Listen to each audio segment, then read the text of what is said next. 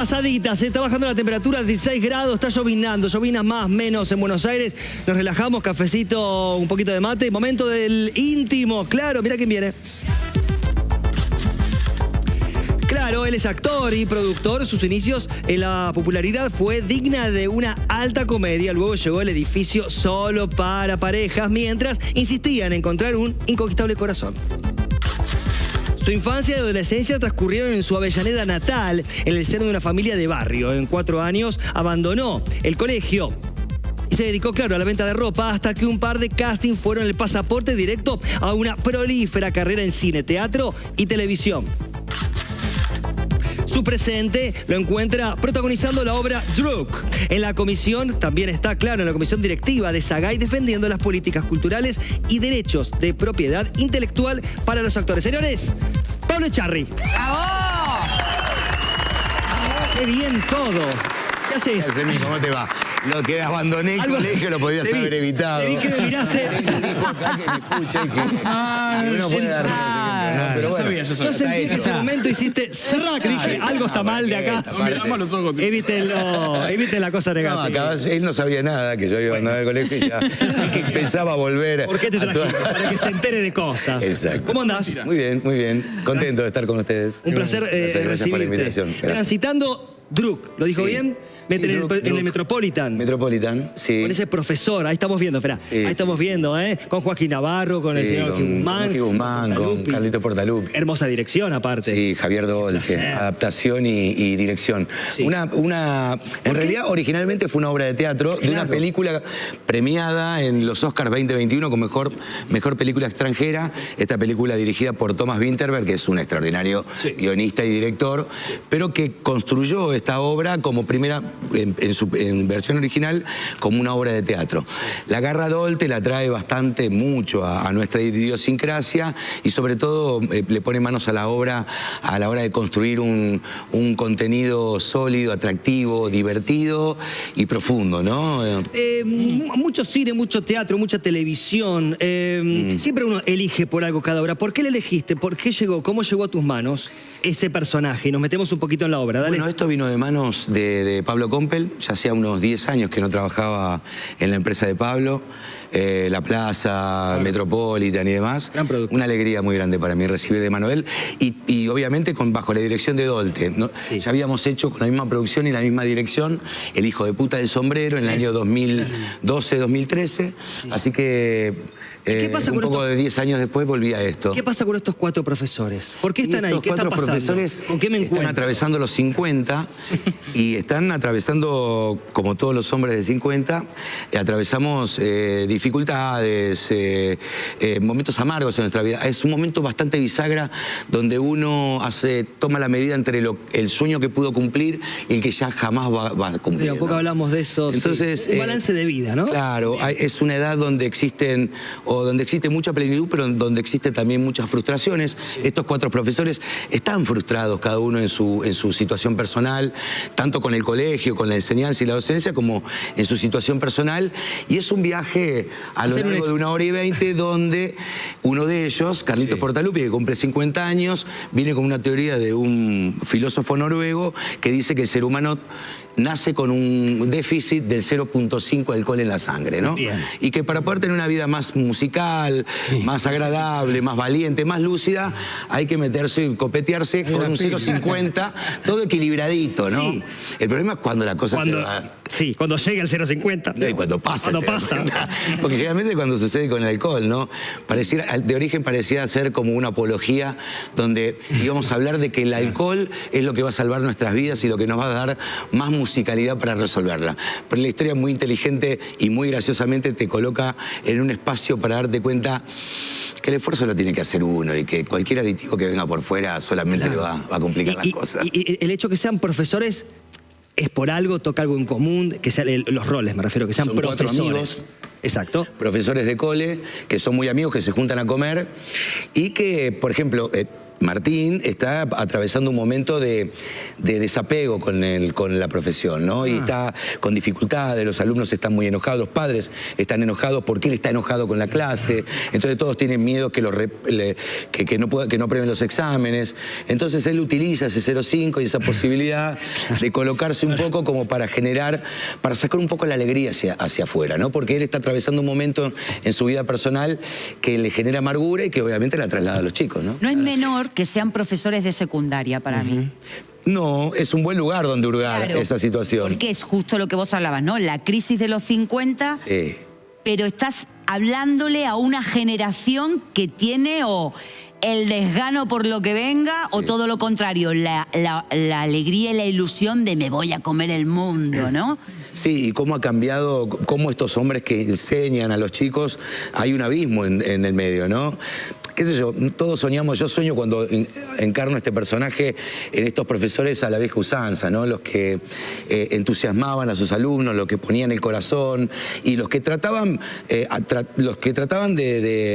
llamarles la atención, o sea, buscar la enseñanza a través de llamarles la atención, a través del juego. Sí. Creo que eso es lo que está puesto en juego, está puesto en la obra, digamos, Martín arranca con una amargura y con una desazón muy grande y va poniendo parte de su pasión y su deseo en eso de enseñar y de hecho, la cosa cambia. Pablo, es espectacular, la primera clase que da el personaje, porque podemos ver a lo largo de la obra cómo los personajes enseñan su rubro, la primera clase que da justo tu personaje es completamente opuesta a lo que pensás que puede hacer el personaje, porque en el primer acto lo tenés al chabón como un bajón total, un amargado que de repente te das cuenta por qué enseña, porque ama hablar de lo que habla. Hay una cosa muy linda que sucede, que son 4 profesores y como hay clases, en un momento cada uno de ellos da una clase, el auditorio se transforma un poco en el alumnado, ¿no?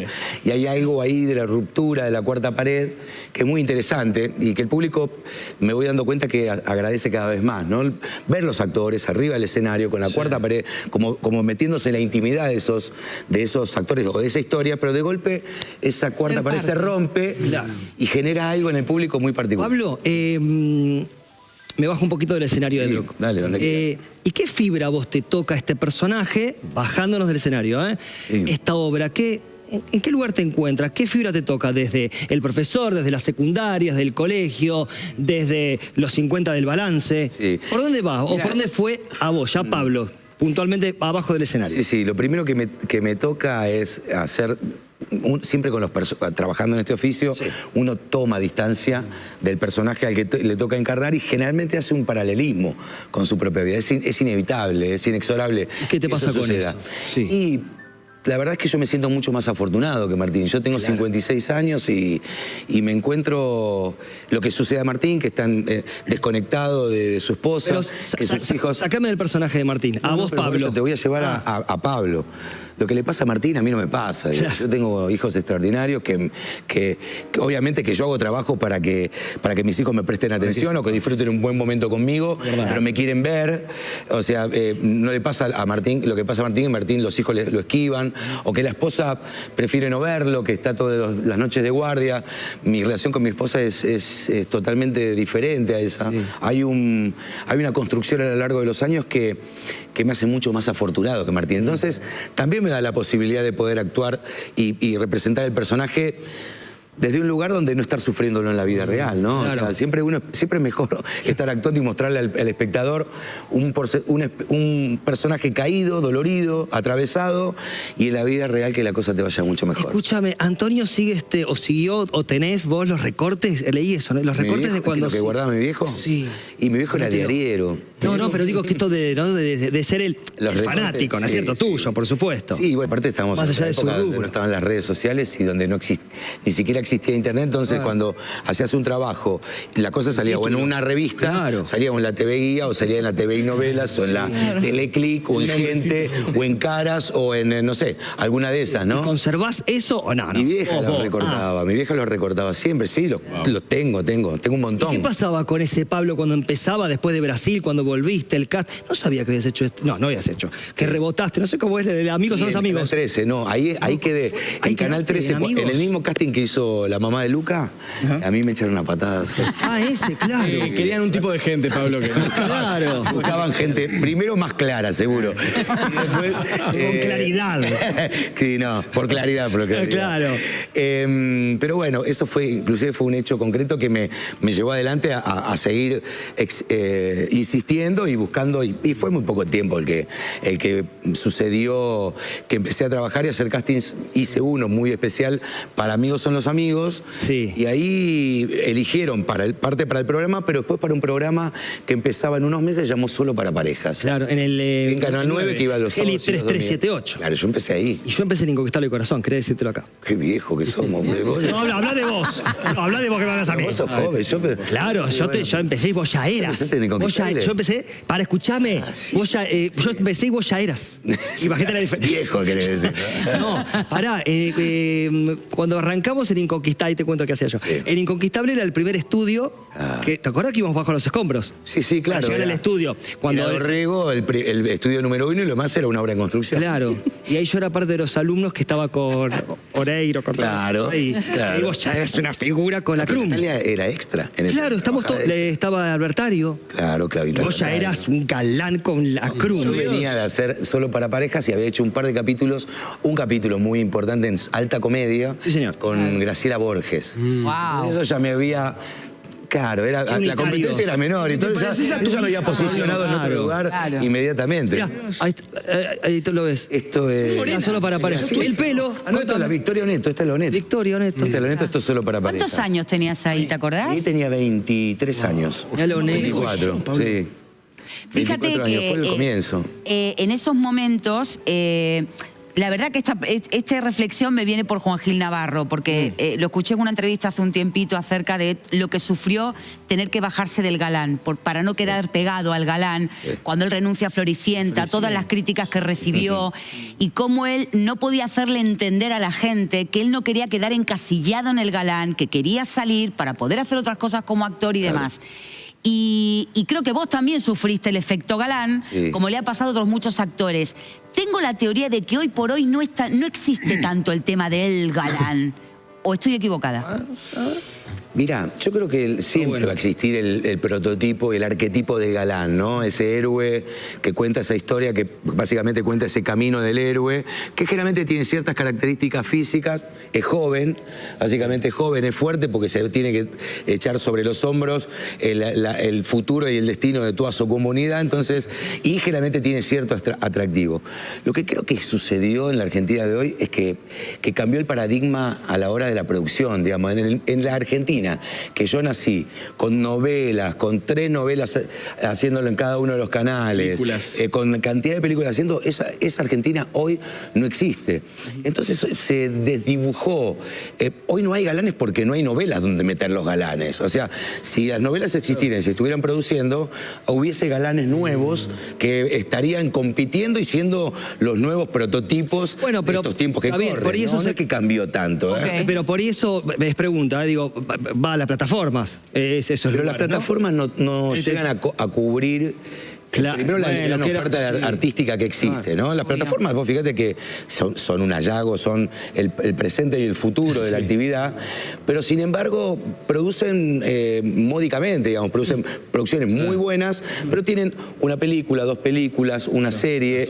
Antes se filmaba, antes Canal 9 producía 3, 4 contenidos entre unitarios y novelas, Canal 13 hacía más o menos lo mismo, Telefe hacía más o menos lo mismo. Y eran 100 capítulos, 200 o 300. Ahora lo más largo que hay en la Argentina es la que acaba de estrenar la China Suárez, que tiene 22 capítulos, y a mí ya me parece una barbaridad. Claro, y bueno, y se veía de otra manera, uno se congregaba delante del televisor a una hora y a una hora y en un día determinado, y después lo comentaba al otro día con... Sí, viste lo que pasó, claro, ¿no? Porque vos no lo podés comentar, vos lo ves en la plataforma, y vos no le podés spoilear la serie o el... ¿Y hoy en la tele crees que podría haber ese lugar que estaba antes de la tele? Sí. La tele podría ese lugar de la ficción eso, pero tiene que entrar La mayoría de los países que produjeron y que siguen produciendo televisión dentro de los canales de aire lo siguen haciendo. Claro. Es el caso de Colombia, es el caso de México, hablo de la región, es el caso de Brasil.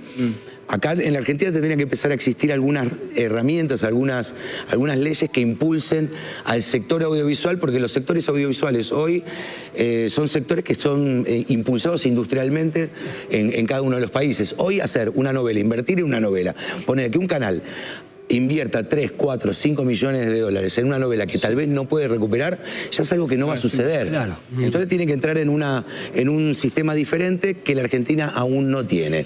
Lo tiene Brasil, lo tiene Colombia, lo tiene México, lo tiene Perú también. Me engancho con esto de lo del galán, ¿no? ¿Cuándo te jugó en contra? Creo que a todos nos pasó, nos puede pasar, nos puede volver a pasar. ¿Cuándo te jugó en contra el ego? Si es que te jugó en contra. Sí, siempre. Y al principio me jugó muy en contra. Es difícil, este es un oficio hermoso, maravilloso, así lo volvería a elegir. Te expone de una forma muy particular y si uno no tiene una base más o menos sólida, uno cree que es el artífice de ese revuelo generado. El artífice es en ese momento era la pantalla por la que salías, o sea, la herramienta que te hacía, que amplificaba, que la gente te conozca y que seas más popular era el televisor. Claro. Creerse que uno es el que genera eso, si a vos te sacan de la televisión ya no generás más eso. Entonces, bueno, uno piensa que genera eso. Y si bien lo genera, hay una parte donde lo genera, en los momentos donde vos crees que sos solo el artífice de esa realidad, te hace confundir. Pero lo pudiste ver. Hubo un momento que lo viste. Decís, che, no es por acá. Peleé con la soberbia. Claro. Peleé con la soberbia y peleé con la idea con la juventud, digamos, ¿no? Con las actitudes juveniles de creérmela. Bueno, como yo lo veo en todos los jóvenes que están cerca mío, digo, cuando somos jóvenes, creemos que sabemos y que tenemos la respuesta y la queremos hacer a nuestra manera. Entonces, cuando crees que es la mejor, ¿no? Sí, y cuando tenés algo de dinero en el bolsillo, tenés popularidad, eso genera cierto poder y bueno, ya es como que crees que tu imagen es más fuerte todavía. Pero y además el ego, perdón, además el ego en el actor es necesario. Digo, o sea, evidentemente hay que buscar un equilibrio, como vos decís, que lo vas aprendiendo con la edad para que no te coma el personaje. Pero el actor es una profesión que realmente necesita un poco de tener ese peso específico de ego. Porque si no, no tenés los ovarios para ponerte encima de un escenario y bancar toda la que se venga. Es verdad, es verdad. Hay que tener. Yo creo que ese deseo de exponerse a las cámaras o subirse arriba de las tablas o delante de una cámara de cine trae aparejado esto de cierta relación con su ego, donde construye también los personajes, o donde construye, tiene la materia prima donde luego va a darle carnadura a lo que tiene que construir. Claro, yo creo que sí que tiene relación. Igual escucharte esto también habla en tu caso, de una evolución, ¿no es cierto? Que puedas hablar con el diario del lunes. Sí, yo pasé esto. Hablando de evolución, ¿en qué momento de tu vida llegó Nancy Duplá? ¿En qué momento interno de Pablo llegó Nancy Duplá? ¿Qué pasaba en Pablo? Ahí nos metemos con la familia, ¿eh? Sacarlo al nene. Después aparece Luca. Pero primero apareció Nancy. Después llegó Luca. Claro. ¿En qué momento tuyo llegó Nancy? ¿Y en qué momento, si querés, haceme 2 por 1, llegaste en la vida de Nancy?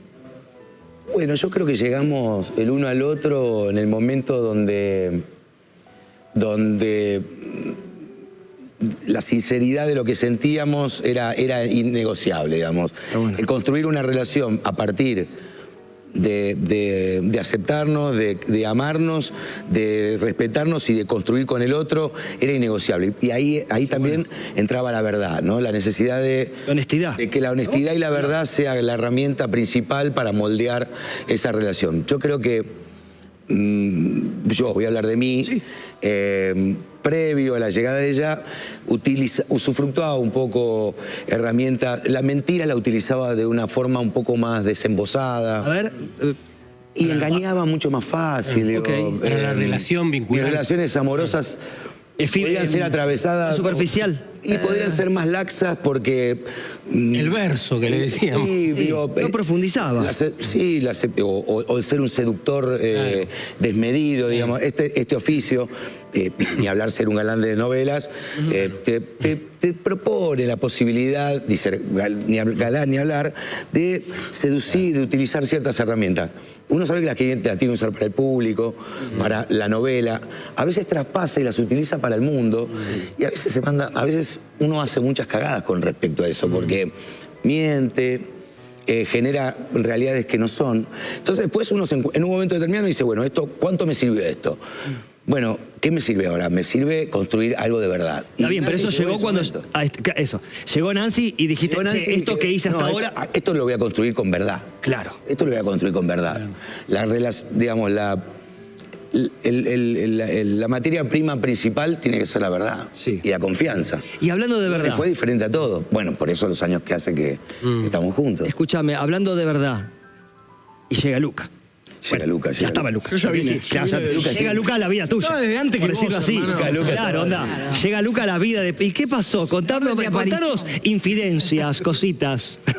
Ay, Luca era hermoso. Está todo lo malo. Llegó Luca, Era un chico hermoso. Se murió todo el mundo que estuvo alrededor de Nancy, se murió porque Luca era realmente un bebé hermoso, ¿no? Simpático. Pero contemos de la vez que vos viniste a la casa y yo estaba en la cuna, me tengo que en la cuna, en la cama que tenía que ir a dormir. Yo 2 años tendría más o menos, y como no sabía qué hacía un hombre extraño, no sé si es la primera vez, pero la primera vez que lo veo a la noche en mi casa, no sé qué hacía un hombre extraño en mi casa, así que como cuenta mi madre, yo estaba acostado en mi cama así. Con los dos hijos. A ver qué mierda estaba por pasar. ¿Qué es este chabón? Yo lo conozco, este es el palito porque yo le decía palito a él, siempre le dije palito porque era más fácil. Así que sí, tenemos una historia larguísima. Yo siempre digo, Pablo, vos sos mi segundo papá porque te conozco con la misma conciencia que conozco a mi papá. O sea, los dos me tuvieron en brazos de la misma manera, de una forma. Así que cuentes esto que estás contando, de que con mi vieja medio que reacomodaste un poco un par de prioridades o lo que sea, que nunca lo había escuchado, la verdad. No, bueno.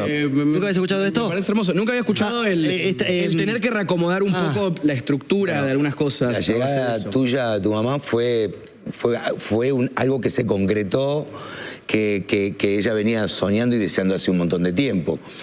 Se concretó de la forma que se concretó y nosotros comenzamos también a una relación y bueno, y obviamente yo también empezaba a experimentar mis deseos de ser papá. Madre, claro. Y la llegada de Luca fue... ¿Y cómo se fue? Esta es la práctica. Le pido perdón a Matías, pero sí, fue mi hijo.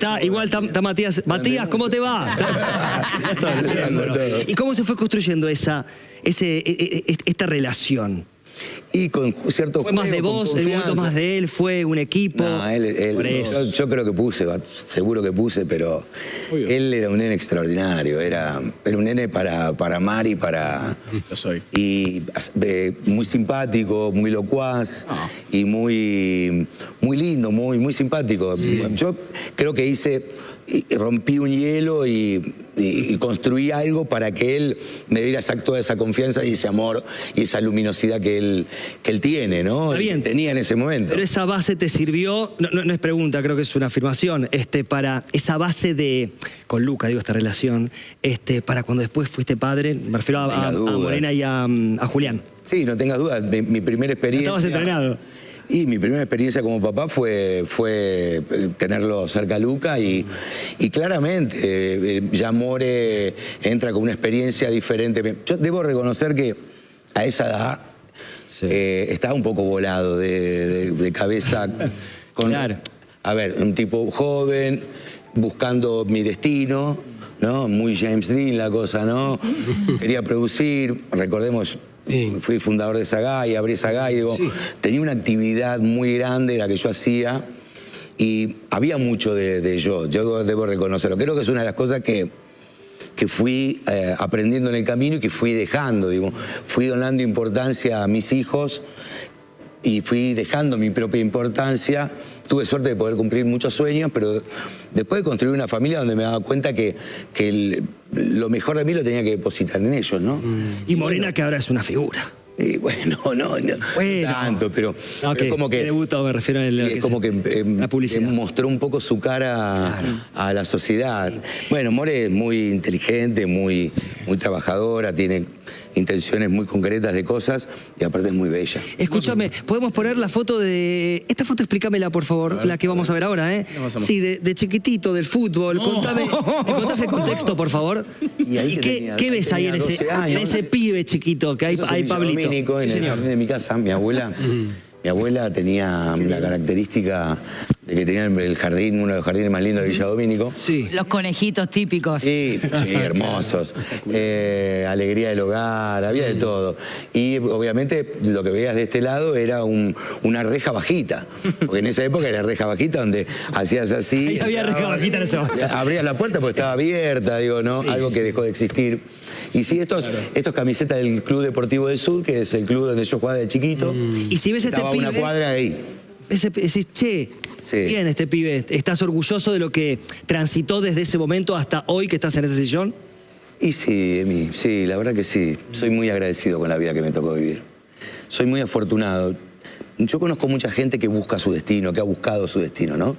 Que tiene muy claro de tiempos muy tempranos qué idea tiene y cómo conseguirlo. Sí. La verdad es que yo no lo tenía tan claro. No sabía si quería actuar de tiempos muy pequeños. Actuaba en el colegio, era un primer dato, actuaba siempre en el colegio, pero nunca me quedó guardado. En un momento me encontró a mí el oficio. Yo empecé a estudiar teatro al tercer año.